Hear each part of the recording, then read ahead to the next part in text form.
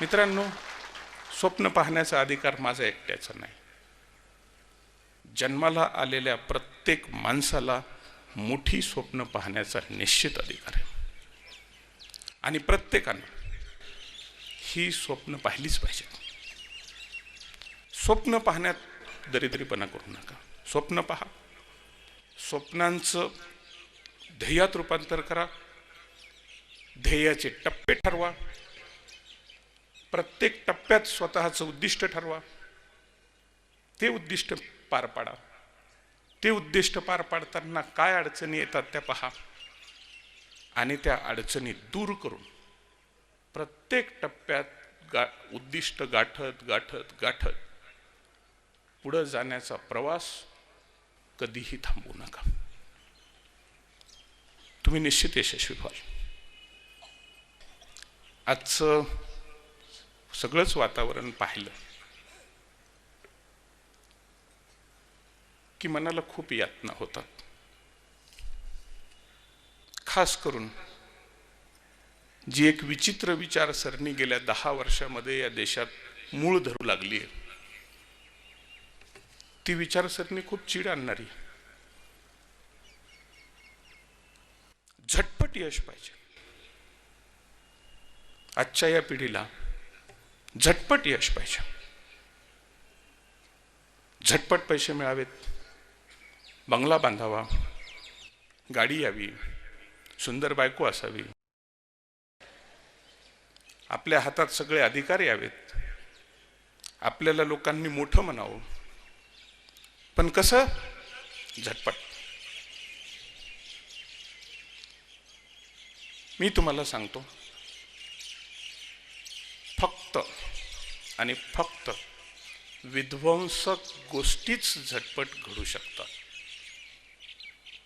चांगल्या गोष्टी कधीही झटपट घडत नाही. फक्त विध्वंसक गोष्टी, सुनामी म्हणा, भूकंप म्हणा, मोठं वादळ म्हणा, पाऊस म्हणा, विनाशकारी गोष्टी क्षणार्धात येतात आणि चांगल्या गोष्टींचा नाश करून जातात. कुठलंही सृजनात्मक कार्य, क्रिएटिव्ह वर्क, नवनिर्मिती ही कधीही झटपट होत नसते. एका छोट्याशा बीजापासून एक खूप मोठा वृक्ष उभा राहतो. हे नैसर्गिक ज्ञान आपणही ओळखतो, पण त्या छोट्याच्या बीजाचा वृक्ष होण्यासाठी एक सुपीक जमीन लागते, पाणी लागतं, खत लागतं, सूर्यप्रकाश लागतो आणि तरीही कित्येक वर्ष थांबावं लागतं जेव्हा त्या बीजाचं एका मोठ्या वृक्षात रूपांतर होतं. झटपट बीजापासून वृक्ष तयार होत नाही. ही एक दीर्घ प्रक्रिया असते. फक्त आणि फक्त विध्वंसक गोष्टीच झटपट होऊ शकतात.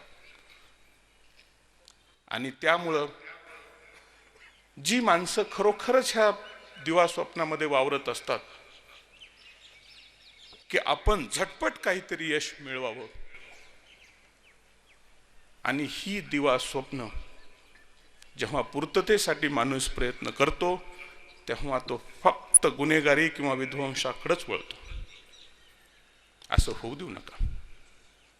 तुम्हाला यश मिळवायचे, तुम्हाला गुणवत्ता मिळवायची, तुम्हाला पैसा मिळवायचा आहे, तुम्हाला यशस्वी व्हायचे, तुम्हाला जीवनात सगळ्यांनी आपणाला मान द्यावा, सगळ्यांनी आपलं कौतुक करावं असं वाटत असेल तर त्याचा एक आणि एकच मार्ग आहे, फक्त अथक परिश्रम.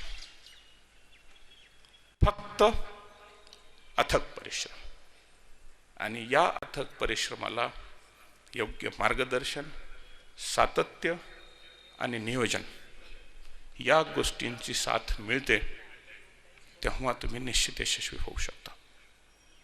माझं तरुण पिढीला, सगळ्या विद्यार्थ्यांना, सगळ्या पालकांना खास करून प्रत्येकानं शांत डोक्यानं चिंतन करून झटपट यश न मिळवता यशासाठी संघर्षाचा मार्ग स्वीकारलाच पाहिजे हे कधीही विसरू नका.